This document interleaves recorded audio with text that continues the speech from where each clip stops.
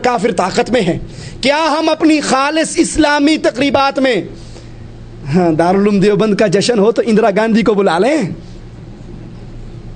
100 سالہ تقریب میں ہمارے پاس رسالہ موجود ہے، جس نے دیکھنا ہو دیکھ سکتا ہے. محترمہ اندرا گاندھیاں اسٹیج پر بیٹھی ہیں اور سارے حضرات بڑے خشوع و خضوع سے اس کی زیارت کر رہے ہیں. مومن کو تو ویسے آنکھیں نیچے کرنے کا حکم ہے، اب یہاں سارے جو زیارت کرتے رہے تو پتہ نہیں کس کھاتے کا ثواب لیتے رہے. کیا کر لیں؟ لجنہ دائمہ نے فتویٰ جاری کیا اور اس میں کہا کہ یہ 2 وجہ سے جائز نہیں، حرام عمل ہے.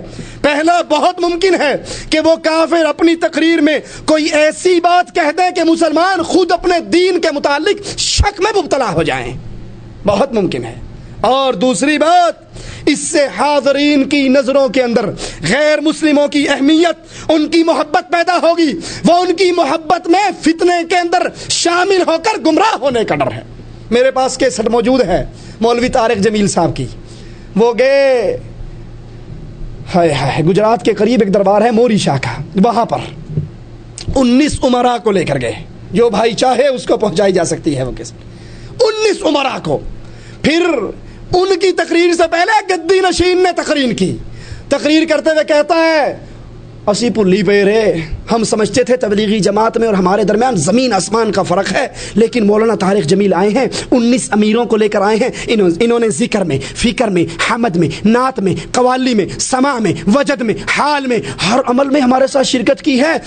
میں یہ کہتا ہوں، بننا سمجھتے ہیں نا، زمین کے درمیان پارٹیشن جسے کرتے ہیں، وہ موٹی سی ابری ہوئی منڈیر، ہم سمجھتے ہیں بننا تو پھر بڑی چیز ہے، ہمارے درمیان تو بننی کا فرق بھی نہیں ہے.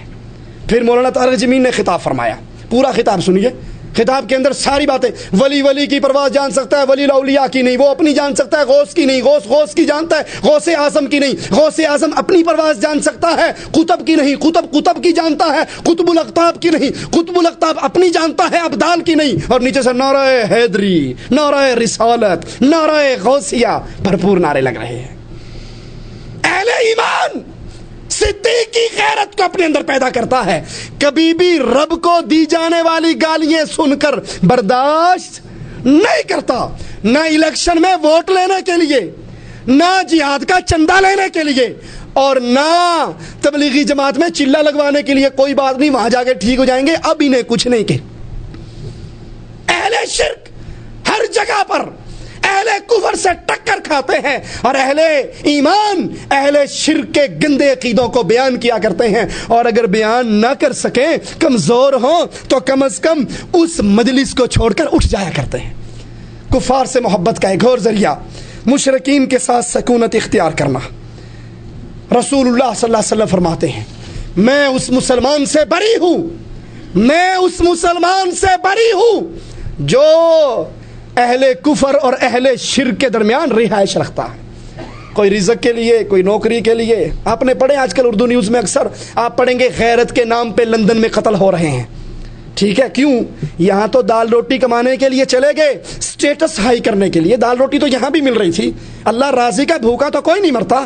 اسلامی ملک میں بھی دال روٹی ملتی، سٹیٹس کو ہائی کرنے کے لیے، کوٹھی 2 منزلہ کرنے کے لیے. جب وہاں گئے تو نئی شادی ہوئی تھی، پھر اولاد ہوتے ہوتے جوان ہو گئی. جب جوان ہو گئی، اب انہوں نے وہی کچھ کرنا ہے جو کچھ دیکھ رہے ہیں. اب جب وہ دیکھتے ہیں، پھر غیرت آ کر گن نکالتے ہیں اور شوٹ کر دیتے ہیں.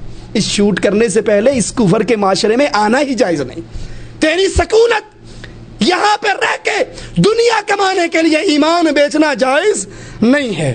کسی کافر ملک کی شہریت کو قبول کرنا یہ بھی محمد الرسول اللہ صلی اللہ علیہ وسلم کی شریعت میں جائز نہیں ہے.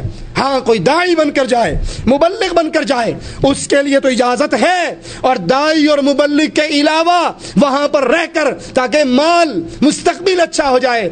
60 سال کے مستقبل کو اچھا کرنے والے ہو سکتا ہے وہاں رہنے سے تیری آخرت کا سارا مستقبل برباد ہو جائے. اس مستقبل کی خیر منائیے. صحیح بخاری میں اسماء بنت ابی بکر سے روایت ہے, رسول اللہ صلی اللہ علیہ وسلم نے فرمایا لا شیء اغیر من اللہ تعالی, اللہ سے زیادہ غیرت والا اور کوئی نہیں ہے. صحیح بخاری میں عبداللہ بن مسعود سے روایت ہے، رسول اللہ صلی اللہ علیہ وسلم نے فرمایا لا احد اغیر من اللہ من اجل ذلك حرم الفواحش ما ظهر منها وما بطن ولا احد احب الیہ المدح من اللہ تعالی من اجل ذلك مدح نفسه، اللہ سے زیادہ غیرت والا کوئی نہیں، اس لیے اس نے تمام بے حیائی کے کاموں سے کو حرام قرار دیا، وہ ظاہری ہو یا پوشیدہ، اور اللہ سے زیادہ کسی کو اپنی تعریف پسند نہیں، اسی لیے اللہ عز و جل نے اپنی تعریف خود کی۔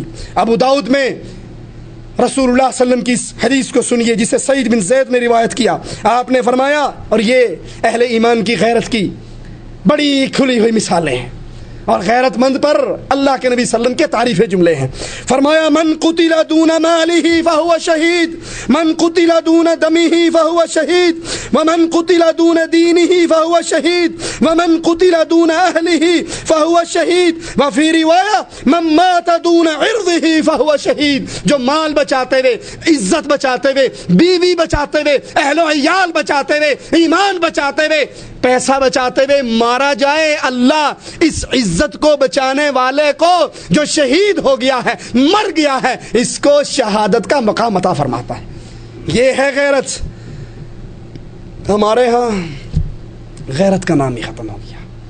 صحابہ کرام کی مثال کو سامنے رکھیے۔ حضرت علی ایک علاقے کی طرف خط لکھتے ہیں اور کہتے ہیں ذرا غور کرنا، اللہ کے لیے غور کرنا کہ آپ کی اور میری قبر بہت قریب ہے، پتہ نہیں اس مجلس سے اٹھنا مجھے اور آپ کو نصیب بھی ہوگا یا نہ ہوگا، پتہ نہیں گھر جانا نصیب بھی ہوگا یا نہ ہوگا، پتہ نہیں یہ رات ہماری زندگی کی کہیں آخری رات تو نہ ہو۔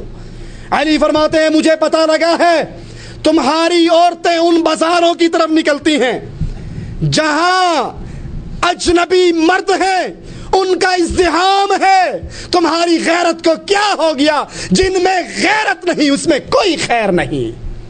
سوچ لو اتوار بازار میں شاپنگ کے لیے بیگم کو بھیج دینے والوں، سوچ لو پانڈا مارکیٹ کے اندر بیگم کو اکیلے، جاؤ کوئی بات نہیں میں آفس جا رہا ہوں آپ شاپنگ کر کے آ جائیے، اور وہ بھی اتنی بے غیرت ہے اگر خاوند کوئی چیز خرید کے لے آئے، اجی بس آپ کو تو لینا ہی نہیں آتا، مولویوں کو کیا پتا، یہ مجھے ہی مرنا پڑے گا، آپ 40 ریال کی لائے ہو اور دیکھو میں 30 ریال کی لایا ہوں، یہ 40 ریال کی مرد لے کر آیا، اور بیگم صاحبہ جب تو اس دکاندار کے سامنے اپنے چہرے کی زیارت کرے گی، چہرے پہ مسکراہٹ لائے گی، یہ میک اپ سے سجا ہوا مکھڑا اس کو دکھائے گی، وہ بے غیرت خود ہی ریٹ کم کر دے گا تاکہ یہ خبیث پھر بار بار آئے۔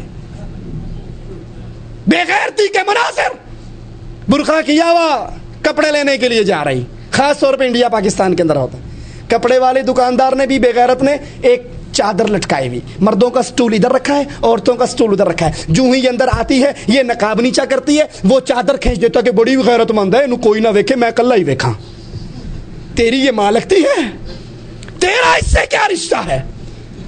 رسول اللہ صلی اللہ علیہ وسلم نے فرمایا جہاں ایک عورت اور مرد اکٹھے ہو، تیسرا شیطان ہوتا ہے، شتونگڑا نہیں ہوتا، شیطان خود پہنچتا ہے۔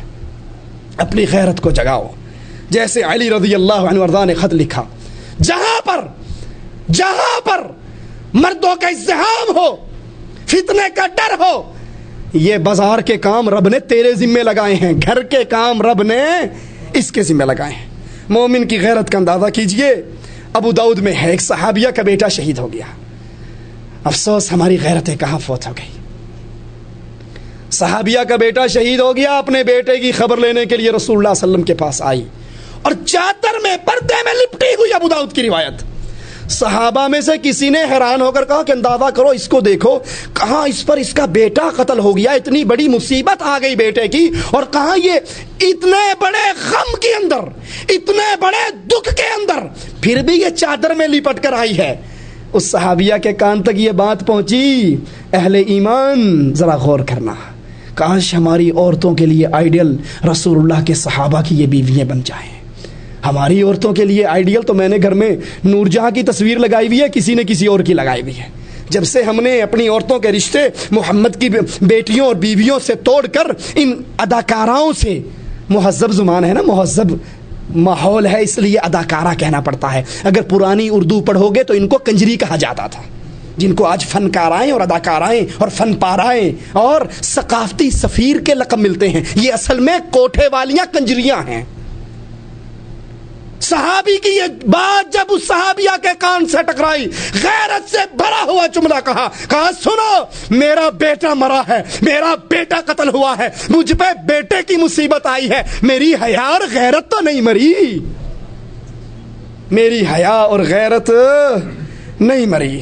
علامہ ابن جوزی فرماتے ہیں اپنی کتاب میں، محمد بن موسیٰ قاضی کا بیان ہے کہ میں قاضی موسیٰ بن اسحاق کی عدالت میں تھا، ایک مسلم خاتون نے بازاروں میں اپنی بچیوں اور بیگموں کو بھیجنے والوں، نامحرموں کے ساتھ، ڈرائیوروں کے ساتھ، گھر میں نوجوان نوکرانیاں رکھنے والوں، درات اہل ایمان کی غیرت پہ غور کرو۔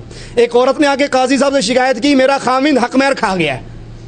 قاضی نے بلا لیا خاوند کو، ہاں جی اس کا حق مہر دو۔ قاضی نے انکار کر دیا کہ نہیں، حق مہر تو میں دے چکا ہوں، میرے ذمہ کچھ نہیں۔ اس نے کہا گواہ پیش کرو، شوہر کے گواہ بھی آ گئے، دیور کے